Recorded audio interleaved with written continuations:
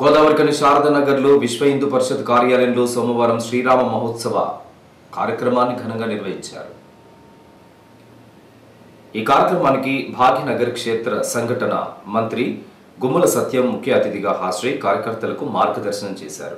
ప్రతి ఉగాది నుంచి హనుమాన్ జయంతి వరకు దేశవ్యాప్తంగా శ్రీరామ మహోత్సవాలు విశ్వ హిందూ పరిషత్ నిర్వహిస్తున్నట్లు తెలిపారు. సమాజానికి మానవాళికి రాముని జీవితం ఆదర్శమని ప్రతి ఒక్కరూ శ్రీరాముని ఆదర్శంగా తీసుకుని మాతృధర్మం సోదర ధర్మం పాటించాలని సూచించారు.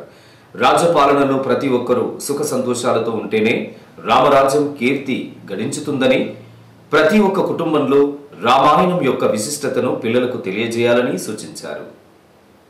విశ్వ హిందూ పరిషత్ దేశవ్యాప్తంగా ఉగాది నుంచి హనుమాన్ జయంతి వరకు శ్రీరామ మహోత్సవాలు నిర్వహిస్తుంది. విశ్వ హిందూ పరిషత్ కమిటీ ఉన్నటువంటి ప్రతి ప్రదేశంలో కూడా అక్కడ స్థానికంగా ఉన్నటువంటి హిందూ సమాజాన్ని ఒక చోట సమావేశపరిచి రాముల వారి యొక్క గుణగణాలపైన, రాముడు ధర్మరక్షణ కోసం చేసినటువంటి ప్రయత్నము వివరించే ప్రయత్నం చేస్తాము. కాబట్టి హిందూ సమాజంలో హిందూ ధర్మానికి ఆధారం కుటుంబము, కుటుంబంలో తల్లిదండ్రులు, అన్నదమ్ములు, అక్కచెల్లెళ్ళు, భార్యాభర్తలు ఏ విధంగా కలిసిమెలిసి ఉన్నారు రామాయణం ద్వారా మనకు తెలుస్తుంది. కాబట్టి కుటుంబం అంటే సంస్కార కేంద్రం కావాలి. ఆ కుటుంబంలో ఒక రాముడు, ఒక లక్ష్మణుడు లేదా లవకుశులు, ప్రహ్లాదుడు లాంటి వాళ్ళు తయారు కావాలి. కాబట్టి అలాంటి ఉత్తమ సంస్కారాలు కలిగినటువంటి ఒక శిక్షణా కేంద్రంగా కుటుంబము తయారు కావాలి.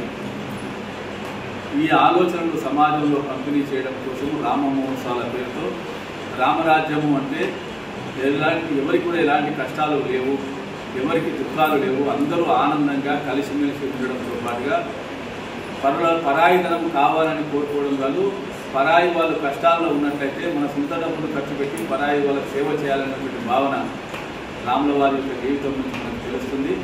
అలాంటి పరాయి ధనము మట్టితో సమానము, పరాయి స్త్రీ తల్లితో సమానం అన్న భావాన్ని జాగృతం చేయడం కోసం ఈ రామ మహోత్సవ కార్యక్రమాన్ని ప్రతి బస్తీలో విశ్వ హిందూ పరిషత్ నిర్వహిస్తుంది.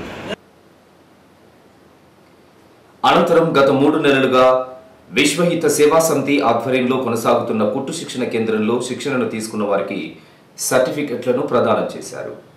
ఇంకా ఈ కార్యక్రమంలో ప్రాంత గోరక్షక్ ప్రముఖ్ ఇసంపల్లి వెంకన్న, నగర కార్యదర్శి మెడగొని రవీందర్, జిల్లా సహా కార్యదర్శి బండ సమ్మన్న సత్యం, జిల్లా కోశాధికారి నేరేడ్కొండ వెంకటస్వామి, ఆరెల్లి జలంధర్, కొండపర్తి లింగన్న, సంపత్ చక్రపాణి, అంజన్న, కుట్టు శిక్షకురాలు ఆరెల్లి మమత, భవానీ, తిరుమల, లలితక్క, రజిత తదితరులు పాల్గొన్నారు.